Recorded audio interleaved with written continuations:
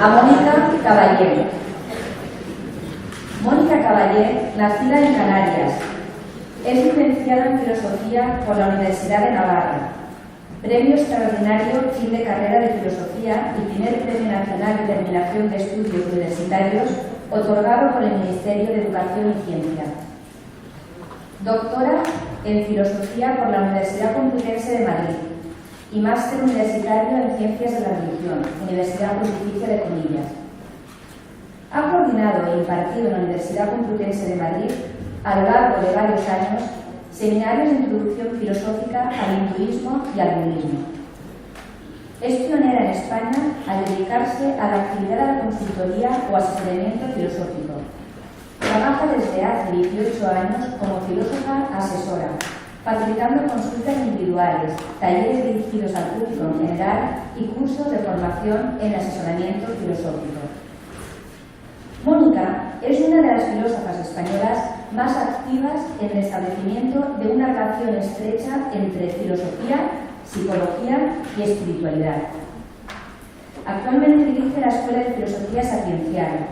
La misma empezó su andadura en el año 2011, de la mano de Mónica Caballé, como un espacio dedicado íntegramente a la enseñanza y difusión de la filosofía como arte de vida y como camino de sabiduría. Entre su obra escrita destacan sus libros: La sabiduría recobrada, filosofía como terapia; La filosofía, maestra de vida; La sabiduría de la no dualidad; El arte de ser. Mónica, te damos gracias por tu apoyo incondicional y bienvenida al foro. Damos paso a Mónica Caballé con su ponencia El camino de la presencia.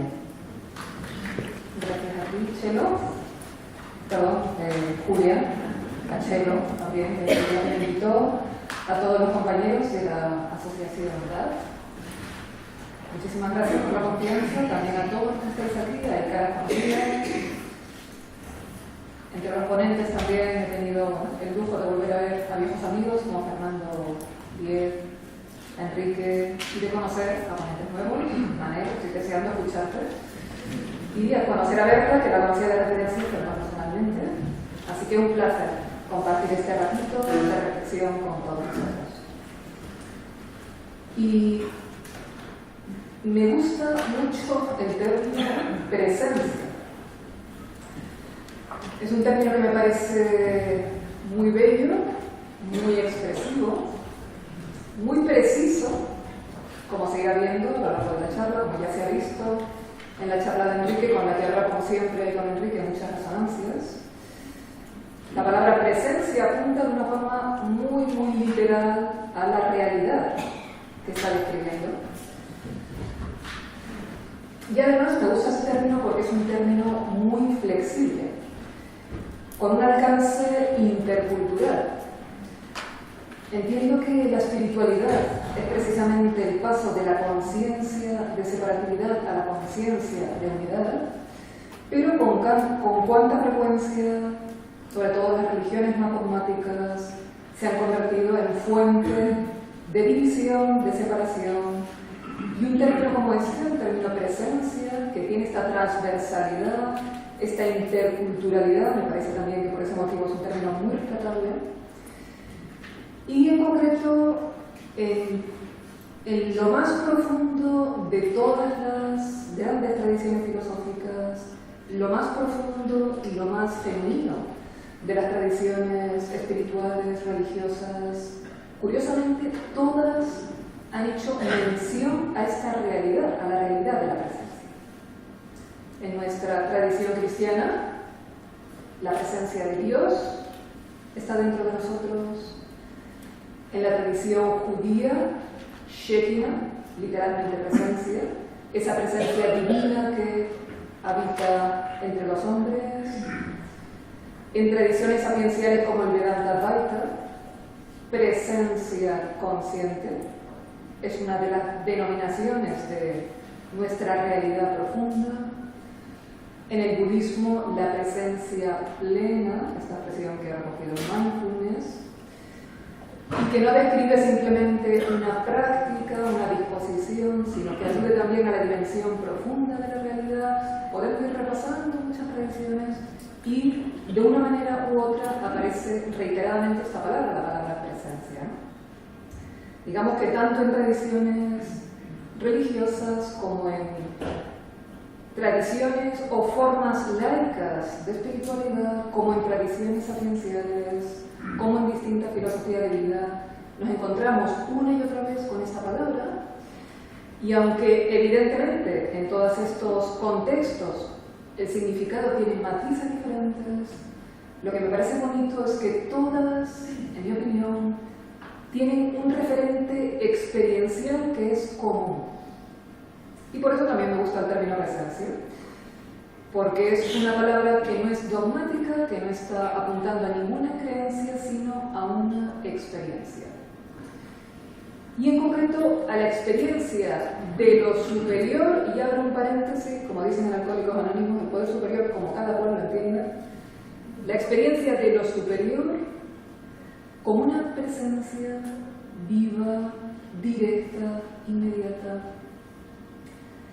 Digamos que este término alude a la experiencia de una presencia interior que nos fundamenta, que nos sostiene, una presencia que nos trasciende como meros individuos.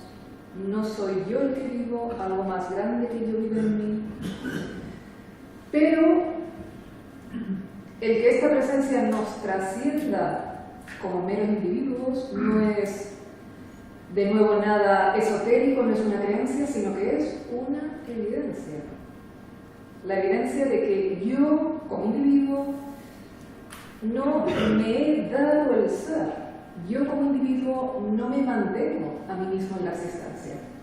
Es una evidencia directa que estoy siendo sostenido. Y es una evidencia directa que yo como individuo, mi mente, mi voluntad individual, no puede generar en mí nada que sea originario y profundo. Yo no puedo provocar a voluntad un momento de inspiración genuina, yo no puedo provocar a voluntad un momento de comprensión genuina, yo no puedo provocar a voluntad, desde mi voluntad personal, un sentimiento sincero de amor. Es una evidencia, insisto, que estamos siendo sostenidos, que algo más grande que nuestra mera individualidad nos sostiene, nos fundamenta, nos mantiene en el ser. Pero, y volvemos a las paradojas que decía Enrique, esta experiencia de esta presencia interior que nos sostiene, que nos trasciende como meros individuos, paradójicamente también es la experiencia de lo más íntimo. Es una presencia que trasciende mi yo con minúscula, mi yo individual, pero que legítimamente se puede llamar yo con mayúsculas, entendiendo que es lo que nos es más íntimo, lo que fundamenta nuestra identidad y es la fuente también de nuestra individualidad, de nuestra personalidad. Y esta experiencia que aparece, insisto, en distintas tradiciones una y otra vez de esta presencia, no es una experiencia que sea exclusiva de una religión, de una filosofía, de las personas que llevan a cabo una cierta práctica. Es una experiencia universal que por lo tanto está disponible para todo el mundo y además es una presencia que tenemos totalmente a la mano. Decía Ramana Maharshi, no hay nadie que no tenga en ningún momento, como también dijo Enrique, la experiencia de ser. Nadie en ningún momento deja de tener la experiencia de ser. Y esa experiencia de ser es una experiencia absolutamente directa, ya es la experiencia de nuestra propia presencia, ¿no? Pero aunque sea una experiencia absolutamente inmediata y disponible, en su manifestación más intensa, esta presencia solo se revela, como dice el Evangelio, a los puros de corazón.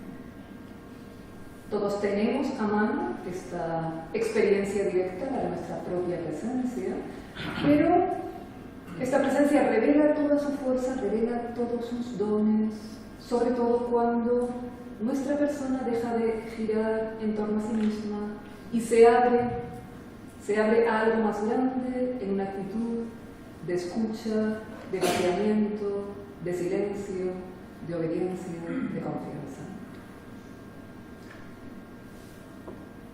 ¿Y cuál es la naturaleza de esta presencia? En India, cuando hablan de la experiencia de la presencia, de la experiencia del ser, hablaba con Fernando antes de esto, la describen como Sat Chit Ananda. La experiencia de la presencia, de nuestro cinismo más radical, es Sat, es la experiencia de plenitud de ser, Chit, plenitud de conciencia, y Ananda, plenitud de amor, plenitud de bienaventuranza. Digamos que esta presencia tiene la cualidad del amor y de la alegría incondicionales. Y bueno, Enrique ha hablado un poquito de ello, ¿no? Plenitud de ser. En el libro El arte del ser utiliza una expresión, el sentido de ser, ¿no? ¿Alguien duda de qué es? Como decía Ramana Maharshi, nadie puede dudar, todo el mundo tiene una experiencia directa de ser, ¿no? Y los que estamos aquí no podemos dudar de que sencillamente somos. Y si os pregunto, ¿cómo sabemos que somos? ¿Cómo lo sabemos? ¿Cuál es el origen de esta certeza de ser? ¿Es una certeza que tengo a través de un silogismo mental? Intelectualmente a través de un silogismo llego a la conclusión de que existo. Parece que no. ¿Son nuestros sentidos físicos los que nos proporcionan ese sentido directo de ser? Tampoco, ¿no? Nos proporcionan sensaciones concretas, pero no ese sentido directo de ser, ¿no? Es como si tuviéramos un sentido absolutamente directo, absolutamente inmediato de nuestra propia presencia. Ese sentido proviene de nuestra propia presencia y se expresa, como bien decía Enrique antes, se puede expresar en las palabras yo soy. Todos tenemos un sentido absolutamente directo de ser, ¿no? Es como esa presencia ontológica es el origen de este sentido de ser. Y cuando nos preguntan, como ya reiteradamente también dijo Enrique antes, ¿no? ¿Quién soy yo? Lo que solemos hacer habitualmente es, bueno, empezar a contar ese relato que antes he mencionado. Empiezo a decir, pues yo soy esto, he nacido aquí, soy hombre, mujer, tengo tal profesión, tengo tales experiencias. Cada cual empieza a describir un relato particular de lo que entiende por ello.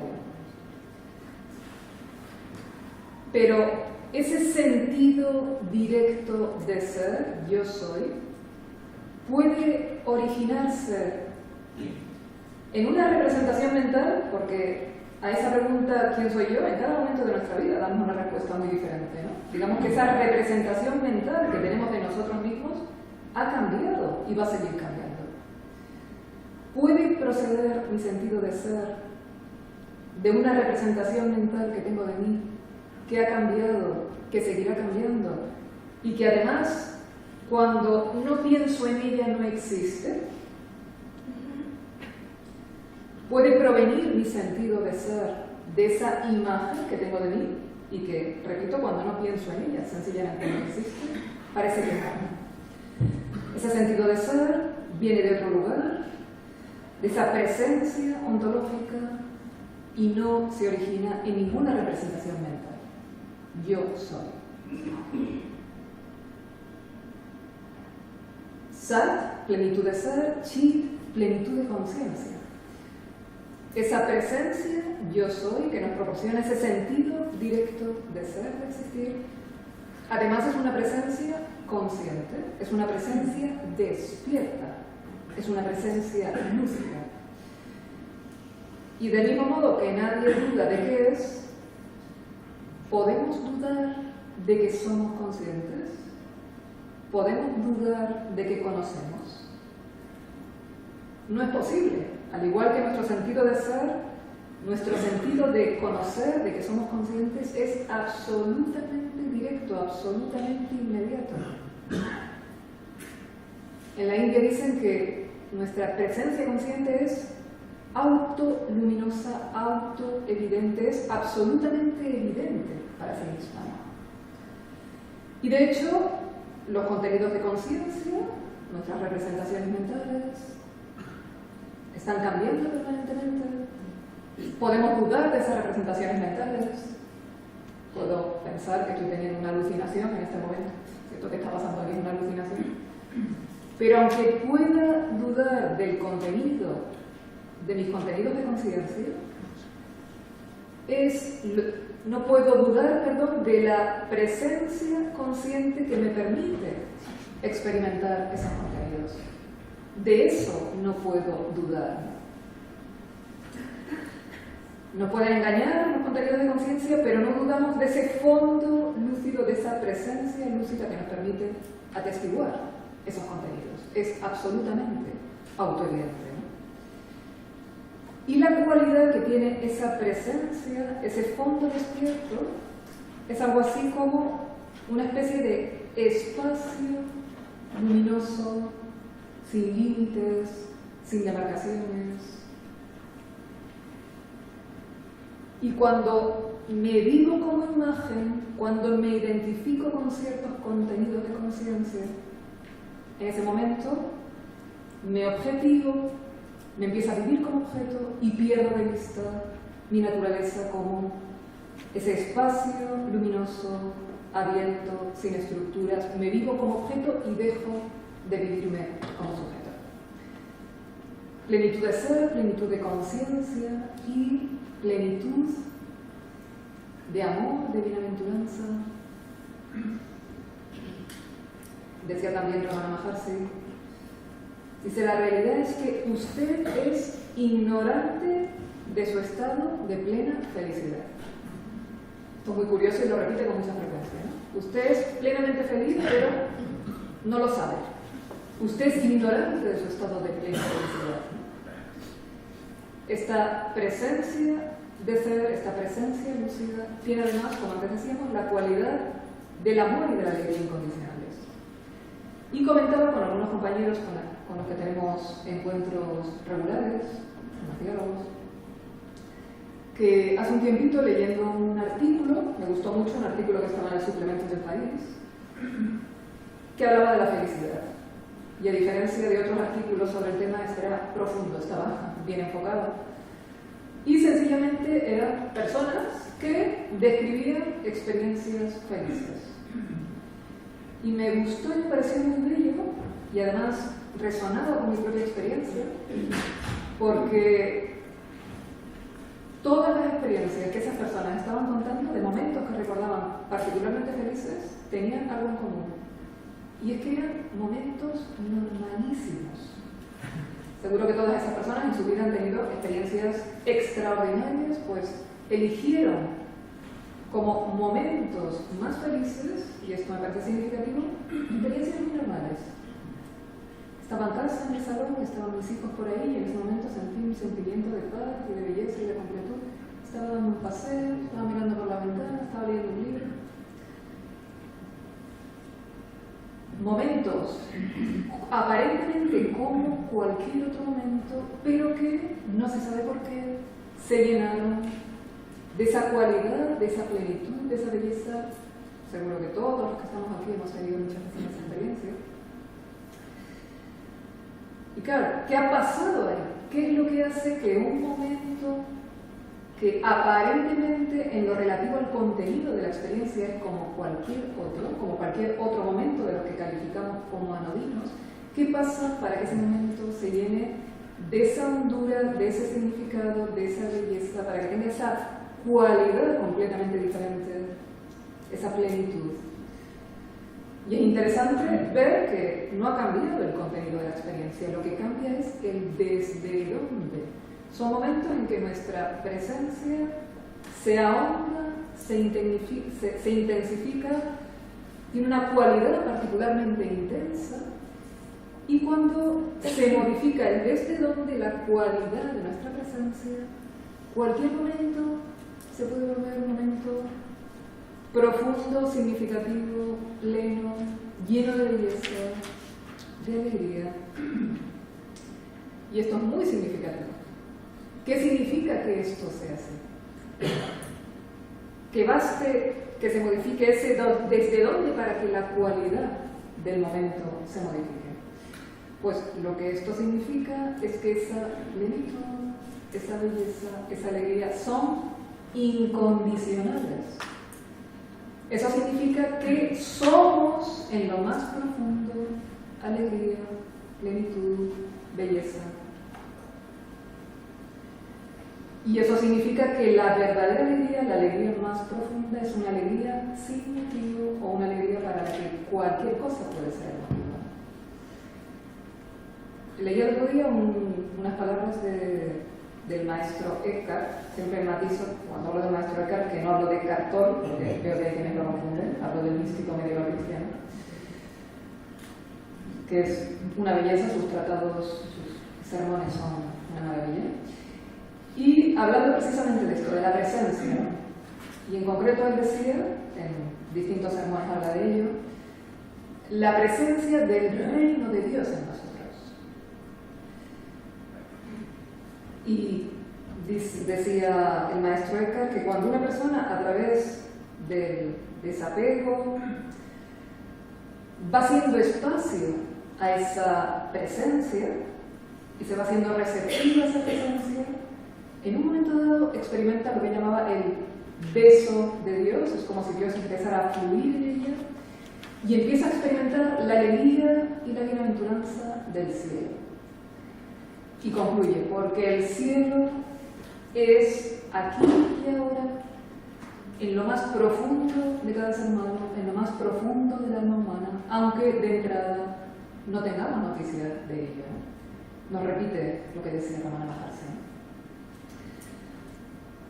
Esa presencia es plenitud de ser, plenitud de conciencia, plenitud de bienaventuranza, tiene esa cualidad, la del amor y la alegría incondicionales.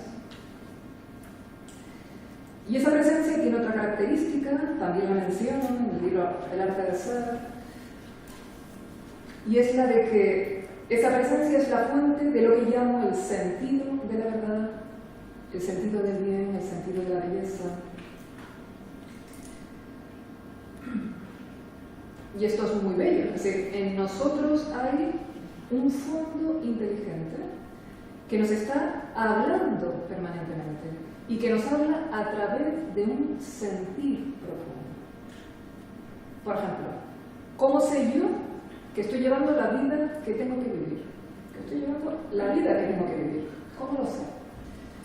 ¿Lo puedo saber a través de racionalizaciones? Parece que no, ¿no? Lo sé porque hay un sentir profundo que a través de un sentimiento de congruencia, de contentamiento íntimo, de serenidad o de incongruencia, de falta de paz, me está hablando permanentemente. Esa voz, ese sentir profundo me está hablando permanentemente. Y esto es muy misterioso, es como si en nosotros hubiera ya una instancia que supiera cuál es nuestra verdad, que supiera qué es lo bueno para nosotros. Esa sabiduría latente, insisto, está ahí, la tenemos siempre a mano y nos está hablando a través de ese sentir profundo. Más allá del ruido mental, de nuestras racionalizaciones, de los códigos que hemos asumido del exterior, del yo superficial que quiere vivir de cara al exterior, hay algo más allá de ese ruido que realmente nos guía a través de ese sentir profundo. O, por ejemplo, ¿cómo sé y por qué sé que algo es bello o que algo es justo? ¿Y por qué cuando vemos en una persona un gesto noble, un gesto puro, un gesto sincero, eso nos conmueve profundamente? Es como que en nosotros hay un sentido de la verdad, un sentido del bien, un sentido de la belleza, que no es el fruto, como afirman algunos, simplemente de los códigos culturales que hemos asumido, porque al revés, desde la escucha de ese sentir profundo puedo cuestionar los códigos asumidos. Un sentir profundo totalmente directo, originario, inmediato, más originario que nuestro pensamiento discursivo que nos está hablando de forma continua. Digamos, esa presencia también es la fuente de ese sentido de la verdad, de la belleza y del bien, ¿no? Plenitud de ser, vida, energía, plenitud de conciencia, inteligencia, conocimiento, plenitud de amor, felicidad. Digamos que estas son facetas, podemos describirlo así, facetas del ser, facetas de la presencia. Yo a veces utilizo la expresión, que no es mía, hay otros autores que la utilizan, de cualidades esenciales. Como si nuestro ser, nuestra presencia, tuviera esos tres rostros fundamentales, ¿no? Ser, vida, energía, inteligencia, conciencia, amor, felicidad. Y esas cualidades esenciales, en el nivel esencial, ya son completas, pero en nuestra existencia, en nuestra vida concreta, se van expresando de forma gradual, se van desenvolviendo. Ser, vida y energía se desenvuelve en todo lo que es nuestra capacidad de actuar, de crear, en nuestra volición, en nuestro manejo, en nuestros deseos, en nuestra capacidad de acción. Inteligencia y conciencia se manifiestan en todo lo que es nuestra capacidad de conocer, nuestros poderes cognitivos. Amor, bienaventuranza, en todo lo que es nuestra capacidad de amar, de sentir, de percibir la belleza.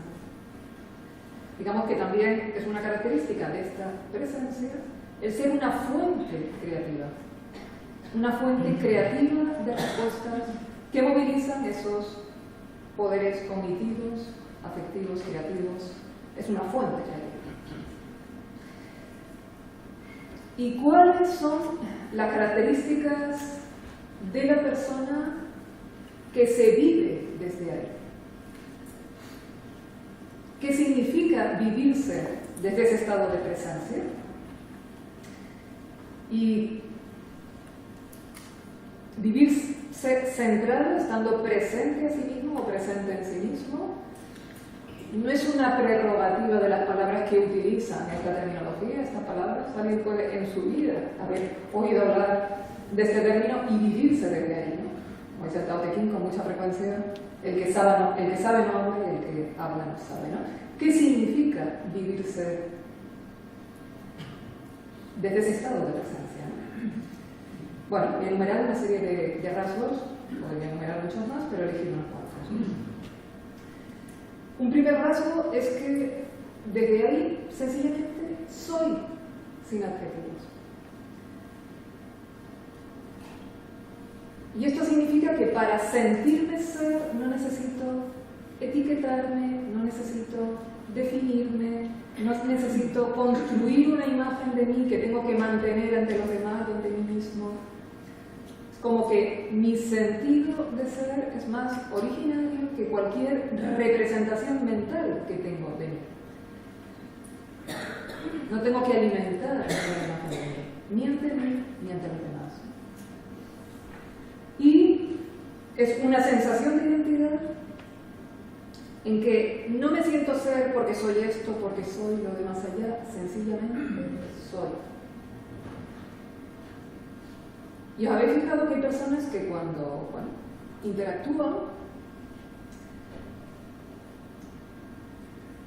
interactúan de presencia a presencia. Son personas que sencillamente son y se comunican de una forma directa. Hay otras personas que se sienten completamente desnudas si en sus interrelaciones no se revisten de aquello donde cada cual pone su identidad. Para una persona será su clase social, sus pertenencias, para otra sus conocimientos, su currículum, su arsenal de seducción, lo que sea, ¿no? En cada persona esto puede ser distinto. Hay personas que inconscientemente, si no se revisten de todo esto, es como que no sienten que tienen una identidad y que los demás no van a saber quiénes son. Hay personas que no necesitan nada de eso. Sencillamente se comunican de presencia a presencia, de una forma directa, desnuda, porque sencillamente son. Su sentido de identidad, insisto, es mucho más originario que cualquier representación mental, que cualquier autoimagen que tengan que alimentar. Y por lo tanto, y este es un segundo rasgo, Otra característica de esta persona es la ausencia de pretensión. No hay pretensión. Son personas que no están pretendiendo ser nada. Ni ser interesantes, ni ser buenas, ni ser amorosas, ni ser especiales. Ya el pretender ser esto significa que uno cree que no lo posee, ¿no? Pero no hay ningún tipo de pretensión porque sencillamente son. Y por supuesto tampoco hay pretensión de ser personas espirituales, lo cual ya sería la contradicción máxima, porque la espiritualidad precisamente es este ser en este estado de simplicidad, de transparencia, y el colmo sería una pretensión de simplicidad, no tiene ningún sentido. No hay pretensión.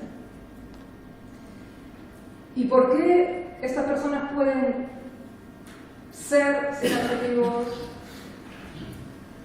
no tener pretensión, y se nota cuando está presente esta pretensión, cuando no lo está? Porque esto es posible porque estas personas de su fondo están obteniendo un sentido completamente directo, incondicional, de identidad. De su fondo están obteniendo un sentido completamente directo de valía.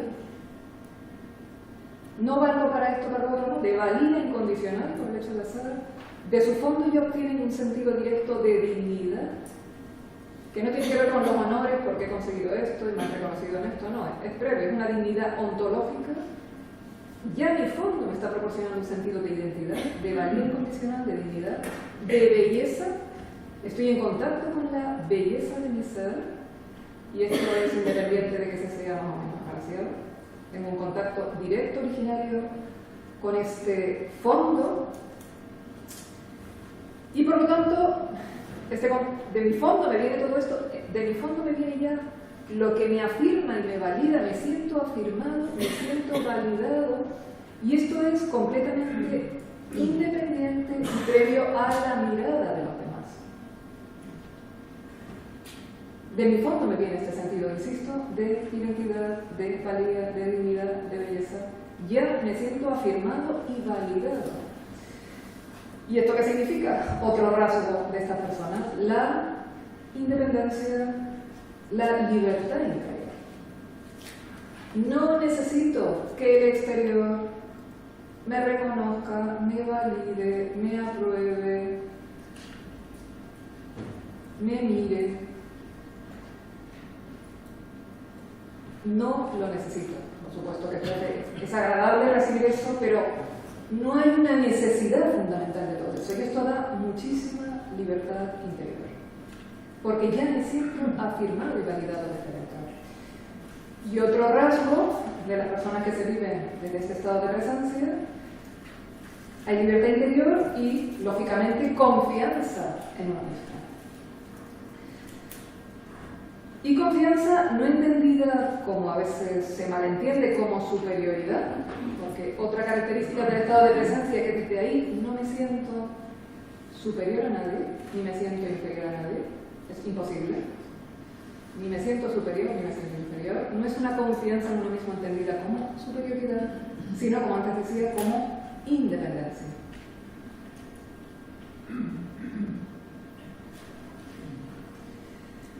Y otro rasgo de quienes se viven en ese estado de presencia es que son personas que viven a la escucha. Y como antes dije, a lo mejor estas personas no son conscientes de que viven a la escucha, pero viven a la escucha. A la escucha de ese sentir profundo que antes decíamos, a la escucha de sus inclinaciones profundas, de sus necesidades profundas, de su guía interna. Son personas que están muy conectadas con esta guía interna, que confían mucho en su criterio interno, pero no confían en este criterio porque ellos son muy listos, no se apropian de este criterio en el plano individual, sino que confían en ese criterio porque lo que están confiando es en esa sabiduría impersonal, latente, en ese sentido de la verdad, de la belleza, del bien. No hay arrogancia en esta confianza en el propio criterio, es impersonal de alguna manera, pero hay una profunda confianza en el criterio interno, se está conectado con ese criterio. Y por lo tanto, como se vive a la escucha, también hay una capacidad de silenciamiento interior, que no significa que desaparezca el ruido mental, casi nunca desaparece, pero que se va más allá de ese ruido mental, de ese diálogo interno, de ese ruido de las emociones para escuchar este sentir profundo que antes describía. Digamos que se vive en esa actitud de silencio, de escucha y de obediencia. Y otra característica del que vive en el estado de presencia es la confianza básica. Evidentemente, de todo lo anterior se deduce que hay una confianza básica. Porque me siento sostenido, porque sé que puedo descansar en algo más grande que yo, que es una fuente de inspiración, de fuerza, que no estamos arrojados a la existencia, que no estamos desamparados ante los retos, los problemas de la vida, que podemos descansar en esa instancia de la confianza básica. Y una persona que se vive en este estado de presencia está conectada consigo mismo, con ese centro, con esa fuente, con ese criterio interno. Pero esta conexión con uno mismo no tiene nada que ver con un ensimismamiento, todo lo contrario, porque como no hay una imagen de uno mismo que uno tenga que defender, que tenga que afirmar, y lo que nos ensimisma es esta imagen, se está en un estado abierto, transparente. Ahí desaparece la conciencia de separatividad, me siento unido a todo. Y tengo la capacidad, precisamente porque no hay una imagen que está permanentemente en vilo, y eso me ensimisma, que tengo que guardar, que haga la cuestión, que la amenaza, eso no existe.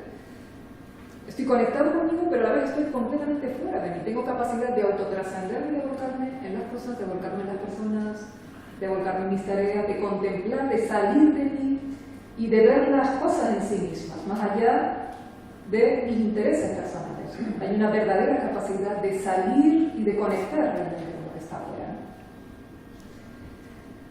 Por lo tanto, también hay desinterés. Hago las cosas por el bien de la acción en sí, por la sinceridad de la acción en sí, pero no se está buscando un reconocimiento, no se está buscando un beneficio secundario. Otro rasgo. Creatividad.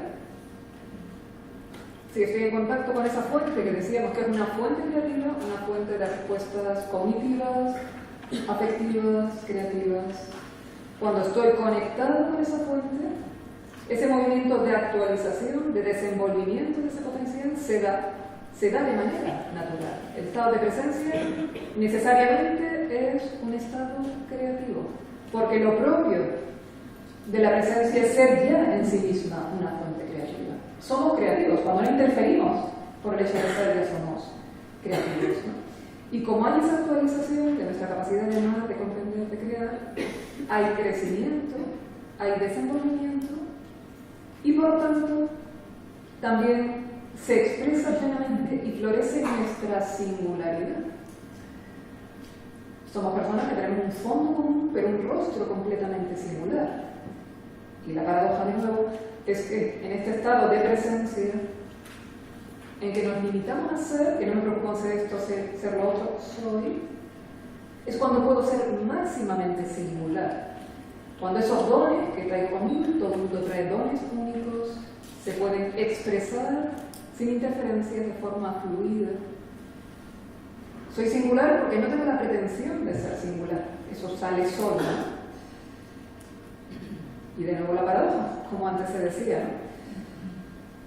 Por una parte hay impersonalidad, es decir, soy consciente de que yo no soy el creador de mis dones, como antes decíamos, nada originario que surge en mí depende de mi voluntad personal. Yo puedo tener momentos de inspiración por mi voluntad personal a base de voluntarismo, no. Soy consciente de que esos dones, siendo profundamente míos, no me los puedo apropiar del plano individual, por lo tanto hay esa transparencia. Igual que cuando estamos sanos físicamente, el cuerpo no hace ruido, una persona espiritualmente sana es una persona que su persona no hace ruido. Hay una transparencia, hay un silencio de la personalidad, pero a la vez somos máximamente personales y somos máximamente singulares. Un poco la paradoja, ¿no? Y por último, una característica también de la persona que se vive en este estado de presencia como ya dice la propia palabra, es una persona que vive en presente. Y vivir en presente significa, por una parte, que estoy plenamente presente, en mi presente, lo cual solo es posible si mi mente no está resistiendo la experiencia presente y no está diciendo esto que es no debería ser, digamos, no hay en la mente una división continua, que esto es muy habitual, entre lo que es y lo que debería ser. Descanso plenamente en mi experiencia presente, estoy totalmente presente en ella, y precisamente este estar completamente presente en el presente, porque mi mente no resiste la experiencia, porque no existe en mi mente la creencia de que esto que es no debería ser, es lo que permite lo que antes decíamos, ¿no? Que mi presencia se intensifique y que el presente adquiera esa hondura, esa profundidad, esa belleza, esa cualidad nueva, ¿no? Estoy presente en mi experiencia y también vivo el presente porque hay una confianza plena en el presente. Si yo vivo la escucha, ¿puedo escuchar mi voz interior en un tiempo que no sea el tiempo presente? Yo no sé lo que me va a decir esa voz interior mañana ni dentro de un año. Solo tiene sentido esa escucha en el presente. Con lo cual se vive al día, cada día tiene su afán. Y se tiene la convicción, porque se experimenta, de que en el presente ya tengo la luz que necesito, la fuerza que necesito, la guía que necesito. Si estoy presente, ya eso lo tengo. Y el único momento, el único tiempo en el que puedo contactar con eso es el presente. Por lo tanto, no hay preocupación por el futuro. Y sabemos que cada momento nos va a dar lo que ese momento necesite, pero no lo anticipo, porque ese momento tendrá su propia inspiración, su propia gracia, su propia fuerza. Como muchas veces le digo a las personas en la consulta, a las personas que tienen mucho miedo al futuro, que anticipan tragedias. La vida no nos da luz, no nos da guía, no nos da fuerza, no nos da gracia para todo lo futurible que podamos tener en nuestra cabeza. Siempre nos van a vencer porque la vida no nos apoya ahí, pero siempre nos da luz, gracia, fuerza para el reto presente si estamos conectados con esa presencia en el presente. Se vive al día, ¿no? Como dice el Evangelio, cada día tiene que trabajar, ¿no?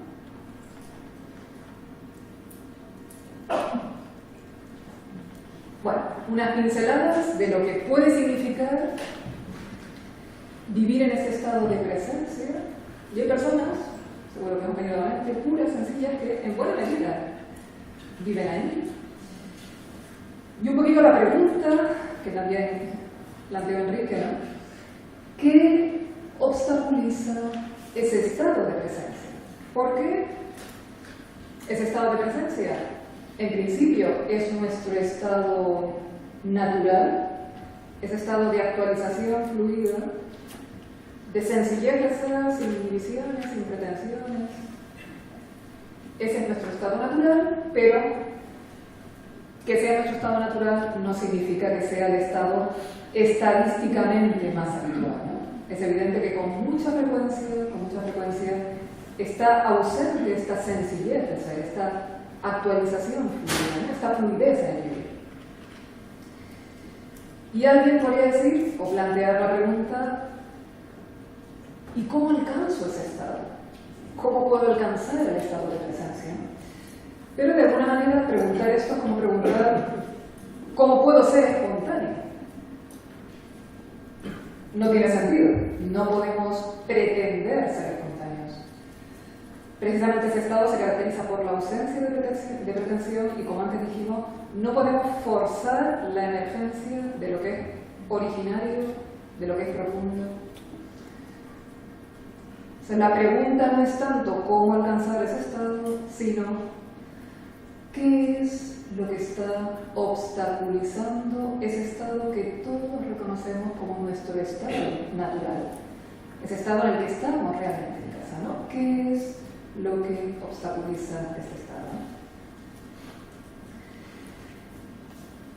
Y algo que nos dicen muchas tradiciones sapienciales y que podemos ver en nuestra propia experiencia es que lo que obstaculiza ese estado, y pasaremos a profundizar un poquito aquí, es, en la India nos dirían que es avidya, es la ignorancia. Lo que obstaculiza ese estado es que hemos asumido muchas creencias erradas sobre nosotros mismos, y son creencias erradas sobre nosotros que, como antes se dijo, nos sumergen literalmente, porque esto no es una metáfora, es literal, nos sumergen literalmente en un estado de hipnosis. Un estado de hipnosis que es un velo que nos separa de ese estado de presencia. Y parece que en el ser humano ya hay algo que hace que tienda al olvido. Y hay muchas tradiciones, muchos mitos, muchas teologías que intentan explicar el porqué de esta tendencia del ser humano a olvidarse de sí mismo, a olvidarse como presencia, a enajenarse, a volcarse en los objetos. Parece que ya hay algo en el ser humano a nivel estructural, a un nivel muy profundo que le hace inclinarse a este olvido. No voy a indagar en esta dirección, lo dejo ahí. Pero este estado de hipnosis, este estado de autoolvido, es un estado que se refuerza en la educación, se refuerza a través de lo que aprendemos del entorno social y cultural, se refuerza en nuestro propio crecimiento biográfico, socioculturalmente.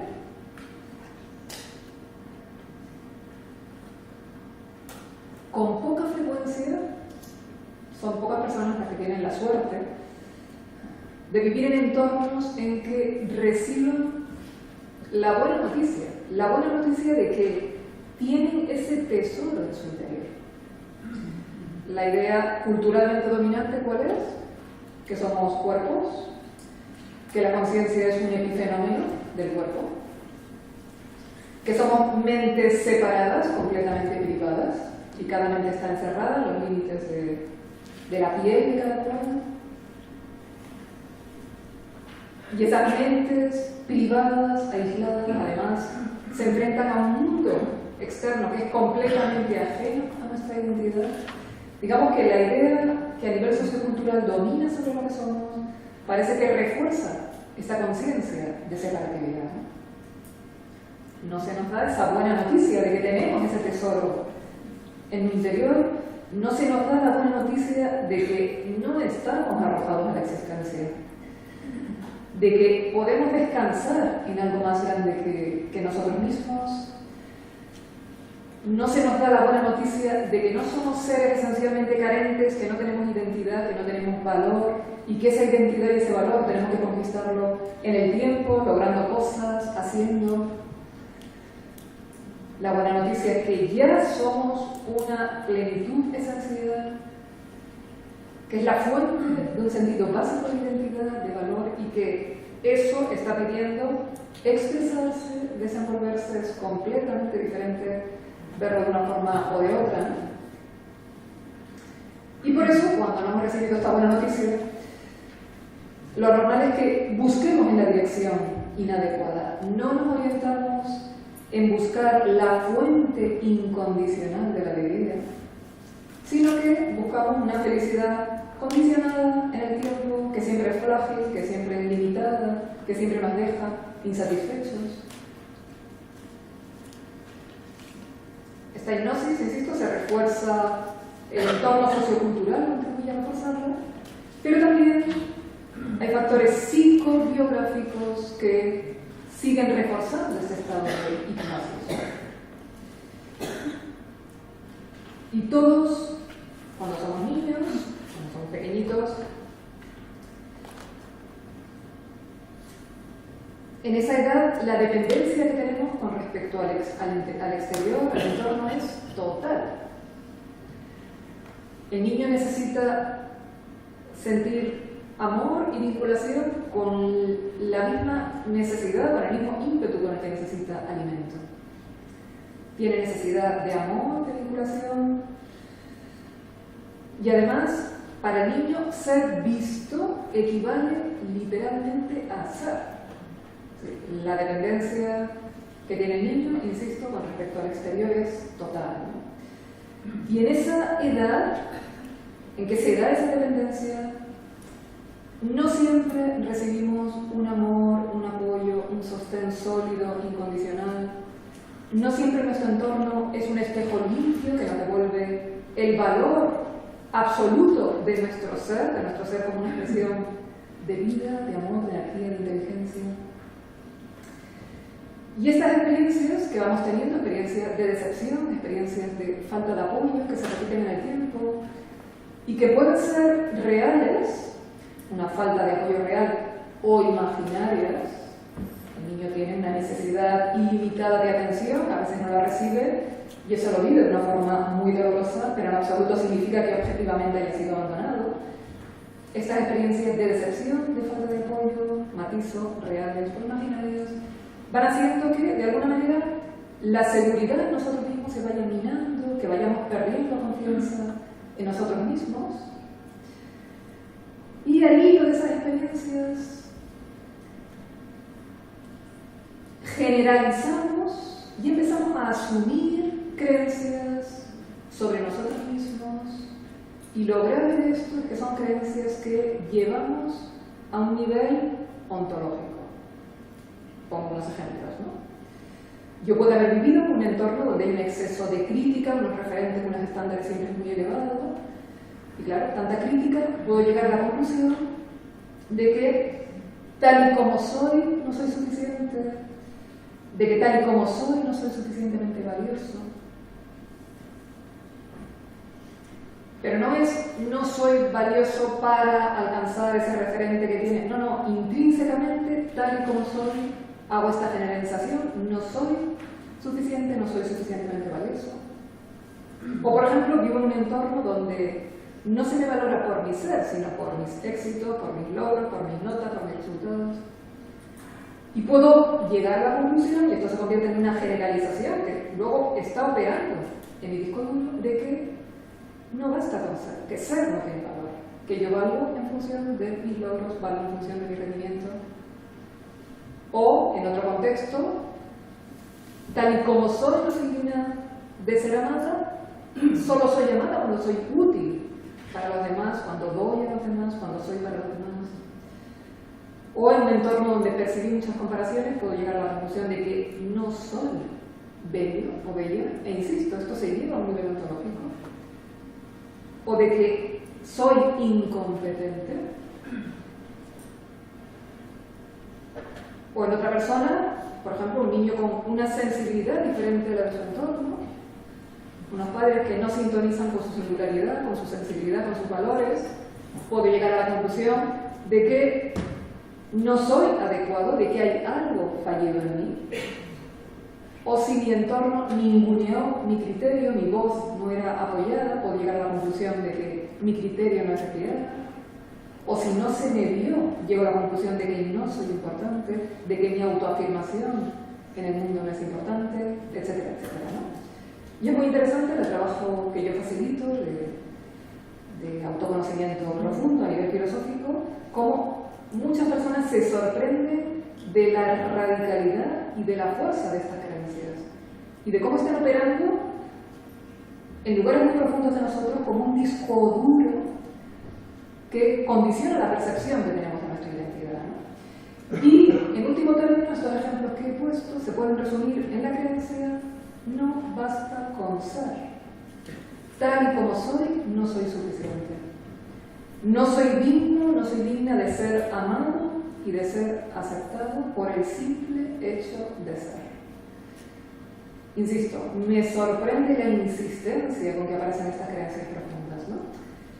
De alguna manera es como si hubiera una pérdida de confianza en que nuestro ser a nivel intrínseco es amable, es digno, es adecuado, es bello, es aceptable. De modo intrínseco. Es como si hubiera, y esto se palpa y se experimenta cuando se hace ese trabajo profundo, una vergüenza ontológica, una vergüenza profunda de ser lo que somos. En algunas personas incluso un sentimiento de culpa por ser. Y todas estas creencias, tanto las que asumimos del entorno y de la cultura, como las las generalizaciones que vamos haciendo y que incorporamos en nuestra percepción de nosotros mismos, todas estas creencias comienzan a configurar una especie de yo pensado.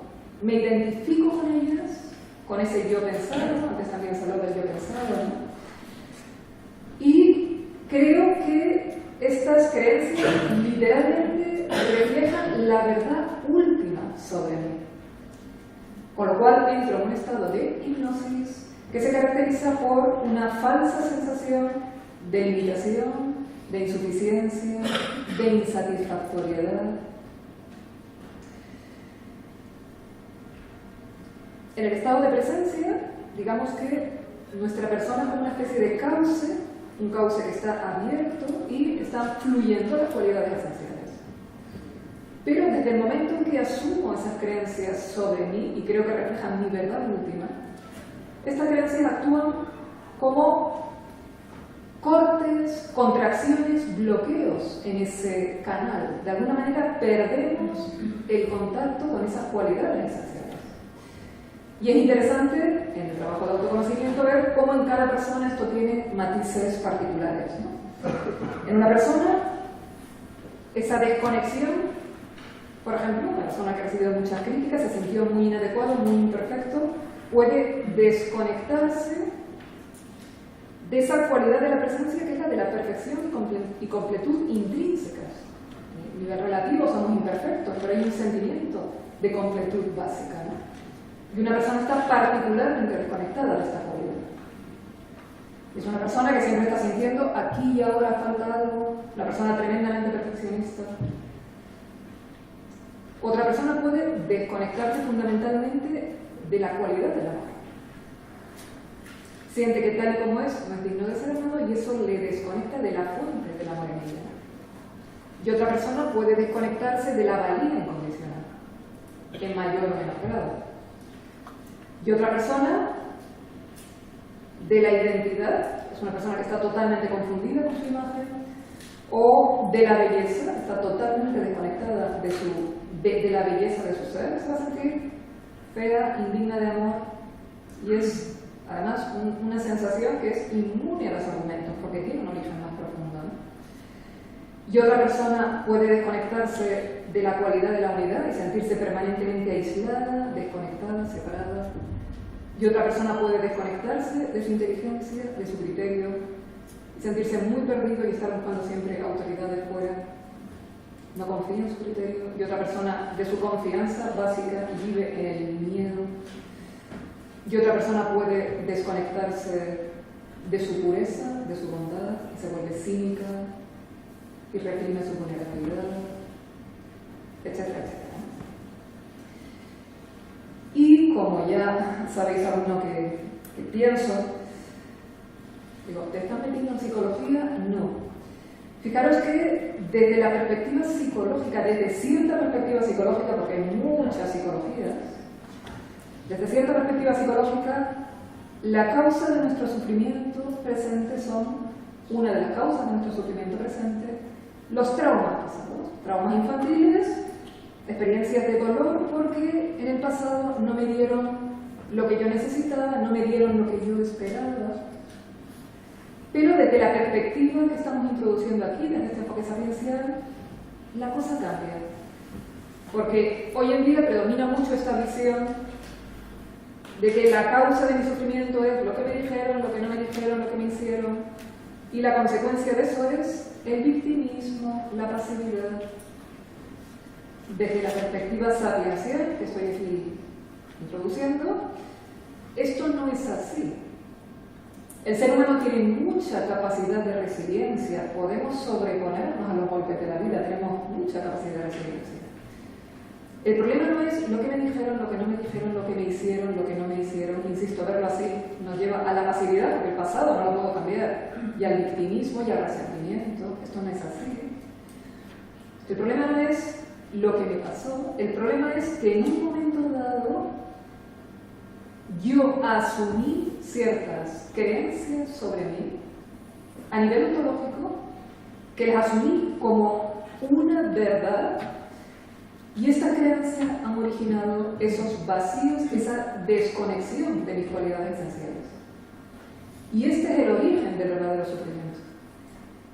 La causa del sufrimiento son esas creencias erróneas sobre nosotros mismos, que vivimos internamente como si fueran nuestra verdad, que nos limitan, y el origen del sufrimiento son esos vacíos ontológicos, lo llamo así, y esas heridas ontológicas, lo llamo así también. El problema no son las heridas psicológicas, tenemos mucha capacidad de recuperación. El problema son las heridas ontológicas que, si siguen vivas en el presente, es porque seguimos en el presente manteniendo y alimentando estas creencias. E insisto, esto se ve muy claramente en el trabajo de acompañamiento. Incluso personas con un alto grandísimo de autoconocimiento se sorprenden cuando se topan con estas creencias y descubren la fuerza que está teniendo en su propia experiencia. Por ejemplo, alguien me pudo rechazar en un momento dado, yo pude tener un sentimiento de vergüenza. El problema no es ese. El problema es que a lo mejor yo asumí en esa experiencia que soy intrínsecamente rechazable. Con lo cual, la vergüenza psicológica pasa a ser una vergüenza ontológica.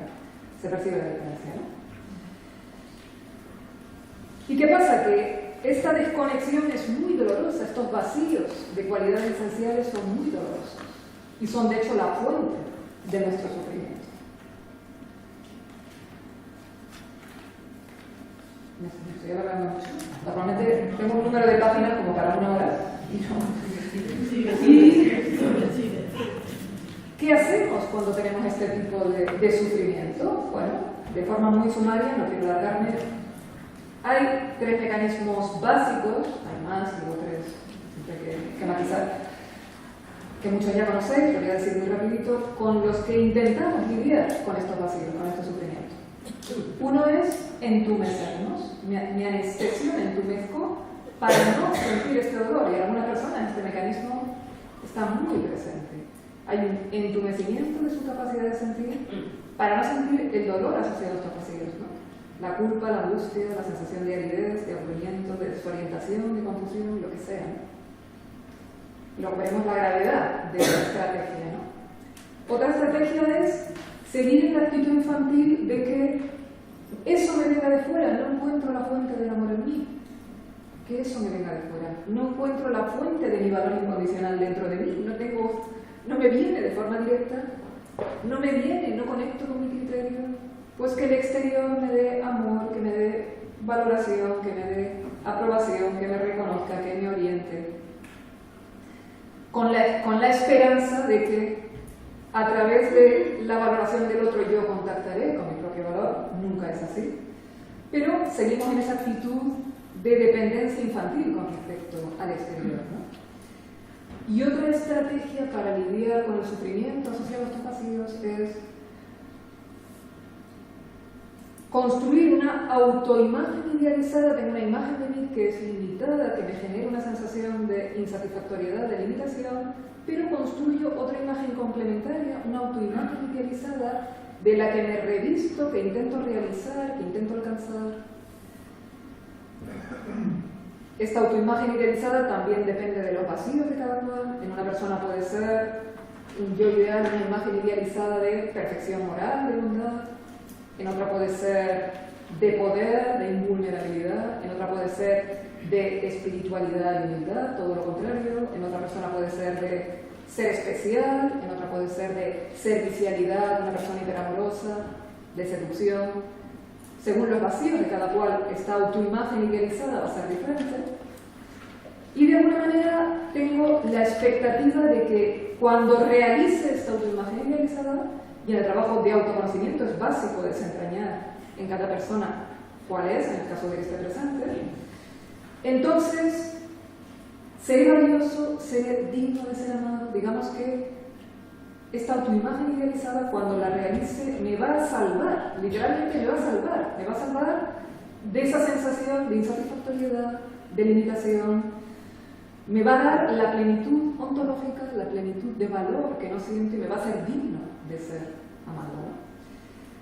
Y esta autoimagen idealizada y el buscar fuera, que las cualidades me vengan de fuera, están íntimamente relacionadas, porque muchas personas piensan cuando ya por fin demuestre que soy especial y que realice esta imagen idealizada, entonces sí, los demás me aprobarán, me amarán, los demás me salvarán de la inexistencia, porque literalmente esto es muy dramático, es una cuestión de ser o no ser.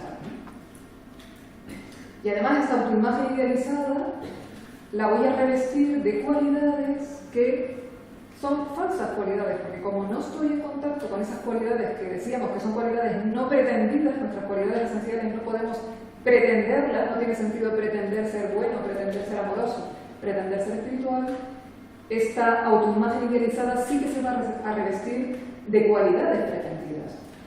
Y la falta de contacto con mi perfección intrínseca la voy a suplir con perfeccionismo, y la pérdida de contacto con mi voluntad profunda con voluntarismo, y la pérdida de contacto con mi sensibilidad con sentimentalismo, y la pérdida de contacto con mi singularidad con la pretensión de ser especial en un sentido comparativo, y la pérdida de contacto con mi valor con ser más que también en un sentido comparativo. Llevamos a cabo falsas cualidades que son falsas imitaciones de nuestras cualidades esenciales, cualidades pretendidas, ¿no? Por lo cual, para lidiar con esos vacíos desarrollamos muchos patrones de huida, anestesia, patrones compensatorios, autoimágenes idealizadas, buscar fuera. Pero todo eso que hace, ir añadiendo más ilusión a la ilusión, son más capas de ilusión, más hipnosis a partir de esa hipnosis original, de esa desconexión original. ¿Y cuál es la salida? Pues la salida, evidentemente, es el camino de la presencia. Y de forma muy sumaria voy a describir 3 vertientes de este camino de la presencia. Decíamos que la presencia es plenitud de ser, plenitud de conciencia, plenitud de amor. Y hay muchas vertientes de este camino, pero quiero subrayar estas 3. Creo que a la plenitud de conciencia nos conduce, entre otras cosas, tener la plena disposición a ver, ya explicaré qué quiero decir por esto. A la plenitud de amor nos conduce tener la plena disposición a aceptar y a sentir todo, y a la plenitud de ser nos conduce tener la disposición a ser vulnerables. Recobramos ese estado de ser en simplicidad cuando somos personas vulnerables. Describo un poquito esto, ¿no? Disposición a ver. Obviamente, salir de ese estado de hipnosis requiere, en primer lugar, empezar a ser testigos de nuestra propia ilusión, tomar conciencia de esta ilusión a través del trabajo de autoconocimiento y ser testigos de esta ilusión, ser consciente, cada persona, de los perfiles de ese yo superficial que hemos descrito. Pero tengo la impresión de que cuando se habla de la conciencia testimonial, y sobre todo últimamente con el mindfulness, se habla de la conciencia testimonial, que es una condición de posibilidad de que haya autoconocimiento, empezar a ser testigos de la ilusión, como si fuera una cuestión técnica, una especie de técnica. Pero mi impresión es que esto no es así en absoluto, y que para que realmente haya esta conciencia testimonial que hace posible el autoconocimiento, hacen falta ciertas disposiciones interiores, cierta pureza, y una de estas disposiciones es tener la voluntad de ver, querer ver por encima de todo. Y no es tan fácil llegar a este punto. Quiero ver por encima de todo. Quiero tener la disposición a abrirme a la verdad sobre mí mismo, incluso aquellas cosas que no son precisamente agradadoras.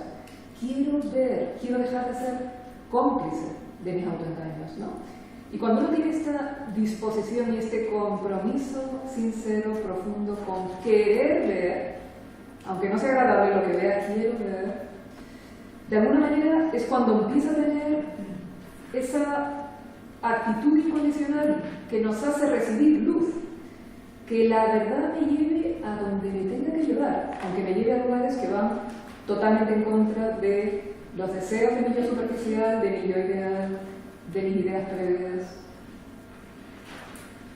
Y cuando uno va desarrollando la conciencia testimonial desde esta disposición y este querer ver, por supuesto que seguimos viendo nuestros automatismos en acción, eso no desaparece de un día para otro, pero eso ya es muy poderoso, de dejar de ser conniventes con nuestra ilusión, porque eso nos lleva de nuevo al espacio de la presencia.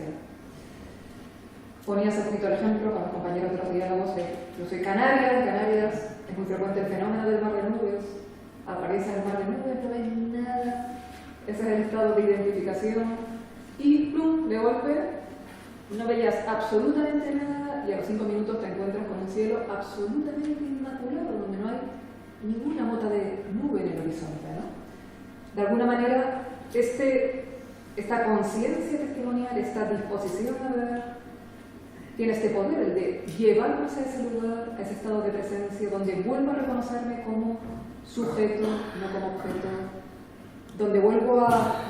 donde me sitúo en un lugar donde puedo responder desde más allá de los mecanismos reactivos del yo superficial. Segundo, disposición a aceptar y sentir todo. No podemos reconocernos como plenitud de amor si no tenemos la disposición a amar, a aceptar y a sentir todo.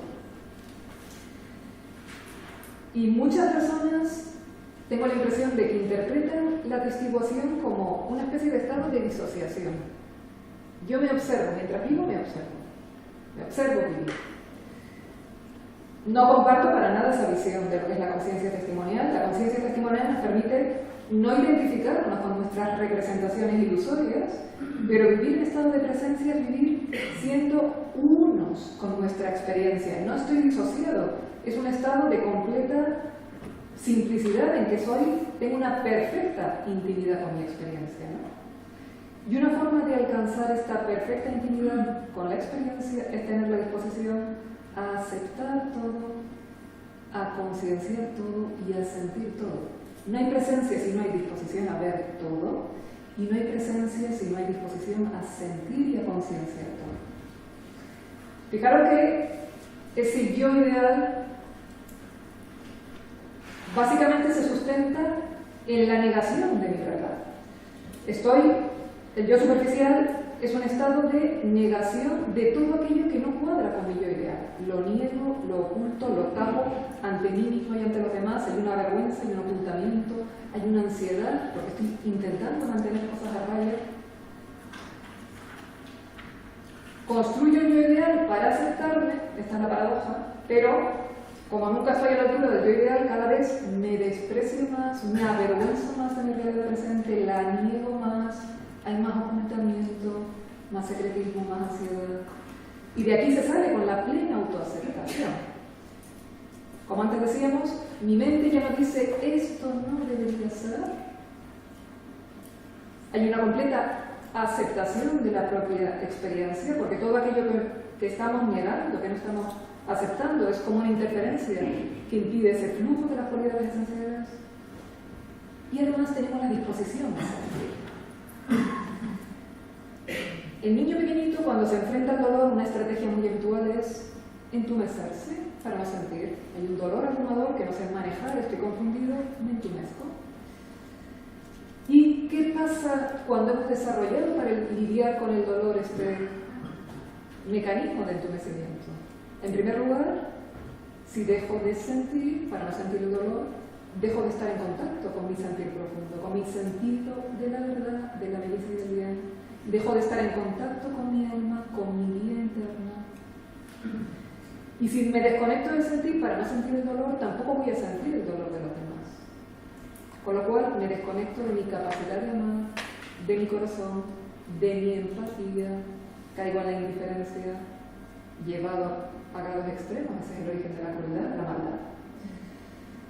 El bloqueo del sentir es el bloqueo de la capacidad de amar y es literalmente la muerte espiritual.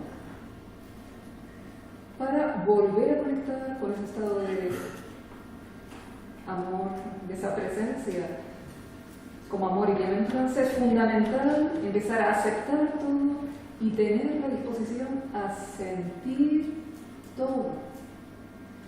A sentir todo. Y empezar a sentir el dolor que no queremos sentir.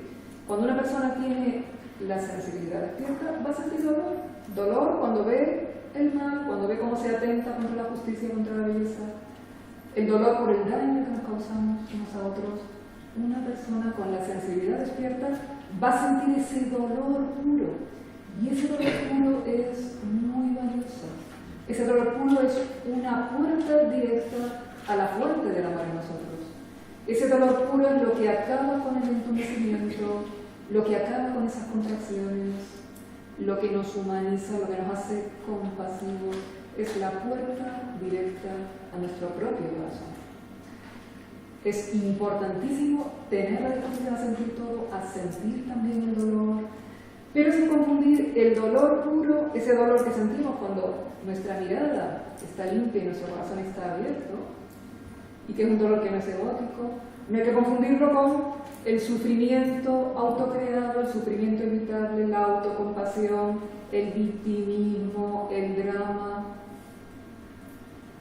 con el sufrimiento del yo superficial que se origina en un diálogo interno lleno de creencias erróneas y que no solo no nos despierta, sino que nos entumece más, que nos conduce también a la muerte espiritual. No confundamos este sufrimiento autocreado, egótico, autocentrado, con ese dolor puro. Y cuando uno empieza a sentir todo de esta manera, descubre, en primer lugar, que nada nos puede dañar, que nuestro ser no puede ser dañado, y descubre que el origen del sufrimiento no es el sentir, sino la resistencia a sentir. Que el origen del sufrimiento no es la disposición a sentir todo, sino la resistencia a sentir y la resistencia a lo que es, ¿no? Y por último, la disposición a ser vulnerables. No podemos recuperar ese ser sin adjetivos, ese ser desnudo, esa sencillez de ser, si no hay la disposición a ser vulnerables. Y fijaros que en el trabajo de autoconocimiento empezamos a quitarnos máscaras, pretensiones, yo ideales, mecanismos de huida, mecanismos compensatorios. Empezamos como a desnudarnos. Y este desnudarnos puede dar un poquito de vértigo, porque muchas personas tienen la falsa creencia de que si me desnudo, si empiezo a ser vulnerable y ser real, ser desnudo es ser vulnerable, ahí voy a poder sufrir, voy a volverme débil, me van a poder hacer daño. Pero es muy interesante comprobar, también en esto hemos profundizado mucho en los grupitos de diálogos, ¿no?, que en absoluto es así, que lo que me hace débil son mis defensas, mis máscaras.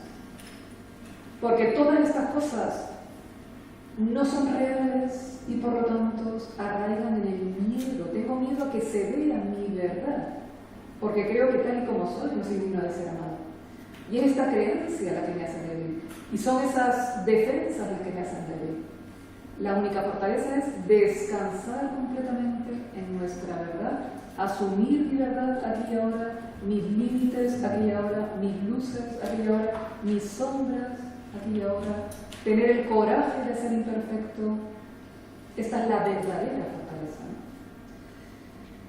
¿no? Y cuando nos atrevemos a ser vulnerables, eso pone la base de la intimidad. En primer lugar, de la intimidad con los demás, porque somos vulnerables cuando permitimos que los demás nos vean y nos sientan realmente. No damos amor cuando regalamos nuestro yo ideal, eso no es un acto de amor, sino cuando regalamos nuestra verdad. Y cuando vivimos en esa sinceridad, esa ausencia de pretensión, en que asumimos nuestra verdad, también nuestras imperfecciones, nuestras limitaciones, se da de nuevo la paradoja, que esa sinceridad y esa ausencia de pretensión me alinea con lo profundo y contacto con mi completud y con mi poder esencial. Esta es la paradoja, ¿no? La vulnerabilidad, insisto, pone la base de la intimidad con los demás, de la intimidad con nosotros mismos y de la intimidad con la vida. Es imposible establecer una conexión con nuestro mundo y tener confianza básica si no hemos abrazado completamente nuestra vulnerabilidad. Me he alargado mucho. Lo dejo aquí. Normalmente tengo un número de páginas que yo calculo, en este caso que van a ocupar 3/4 de hora. Y ya veis. Muchas gracias.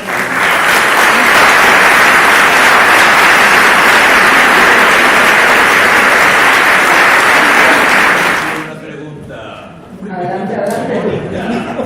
Me ha gustado muchísimo todo lo que usted ha hablado, todo lo que tú has hablado a nivel profesional como catedrática de universidad, etcétera, etcétera. Esto no son cosas que tienen nada que ver con la universidad. Pero lo que no me ha gustado nada, sí, pero no porque sea una vergüenza y sí, una recriminación hacia ti, es que no has hablado de nada de la presencia como yo la vivo. ¿Cómo la vivo? Mira, yo la vivo porque tuve la gran suerte de tropezarme cuando me dieron el destino en una plaza de propiedad que me fui a Málaga, en el Carlos Haya, me caí y me estropeé la pierna. Me la enyesaron y me fui a una farmacia, compré unas muletas y me fui a una tienda de libros. Y cuando fui a la tienda de libros, me llevaron a esa tienda de libros y me llevaron a la estantería donde estaba el libro que yo tenía que leer. Y el libro que yo tenía que leer, ¿sabes de quién era? Del maestro de Teresa de Jesús y de Juan de la Cruz, del murciano nada menos de Benarabi. Y Benarabi, en el Tratado de la Unidad, cuando lo prologa su compañero, el que lo prologó, decía en la oración de la unidad al final de todo eso que nos has dicho nos lo ha dado Dios o la presencia desde el principio de la eternidad. Todo, absolutamente todo. La vida, el dinero, la fortuna, la alegría, la dicha, el dolor, todo. Pero concédenos lo que todavía no nos tienes concedido. Que el Señor reconozca al Señor en el Señor. Fin del Tratado de la Unidad.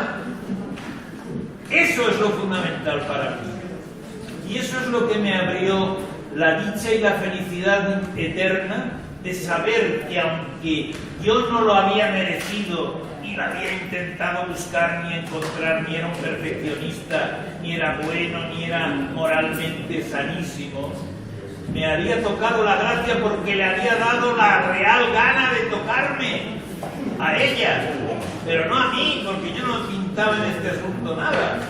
Entonces todo eso es una elaboración preciosa que has hecho para poder alcanzar esos estados progresivos de conciencia. Pero la gracia, acuérdate, yo por lo menos lo recuerdo así, es un don de Dios. Y a quien quiere le es concedido. Y da igual que seas el pecador más degenerado de la tierra como la persona más honrada del universo. Perdón, esto era todo. Discúlpame que haya sido... Hay una idea a la que he aludido reiteradamente, y es precisamente la de que nada profundo se puede forzar. He dado pinceladas, porque todo esto son pinceladas y cada uno de esos puntos da mucho de sí, son pinceladas. Al final, cuando hablamos de disposición, esa disposición no tiene nada que ver con un camino en que yo, de forma voluntarista, con mi mente y como voluntad personal, pretendo alcanzar eso. Ya he insistido en que eso no tiene el más mínimo sentido, porque nada profundo, nada originario puede ser forzado, ¿no? Y como dije al principio, esta presencia se entrega a los puros de corazón. Y hablé de esa pureza cuando una persona deja de girar en torno a sí misma y se abre a lo más grande. Todo es gracia, todo nos es dado, absolutamente todo nos es dado. Para empezar, no nos mantenemos en el ser, como ya dije, todo es gracia. Pero, me remito a las palabras que leí antes del maestro Eckhart, ¿no? Como esa irrupción de la presencia del reino en nosotros sí que requiere unas condiciones. Yo no creo que la gracia actúe arbitrariamente. La gracia está ahí y se abre paso donde hay un vacío y por eso se puede abrir paso. Y ese vacío es un silenciamiento del yo Y bueno, algunas de las cositas que he mencionado apuntan en esa dirección. Entonces estoy contigo, aunque en último término la irrupción de esa presencia es una gracia. Estoy contigo en que eso no se consigue de una forma voluntarista, no ha sido mi experiencia y tampoco la tuya, todo lo contrario, tuve que darme golpes con el voluntarismo para que trascender ese camino que me llevaba en un lugar, es totalmente autocontradictorio, pero personalmente enfatizaría que esa gracia no es arbitraria y que se abre paso donde hay pureza.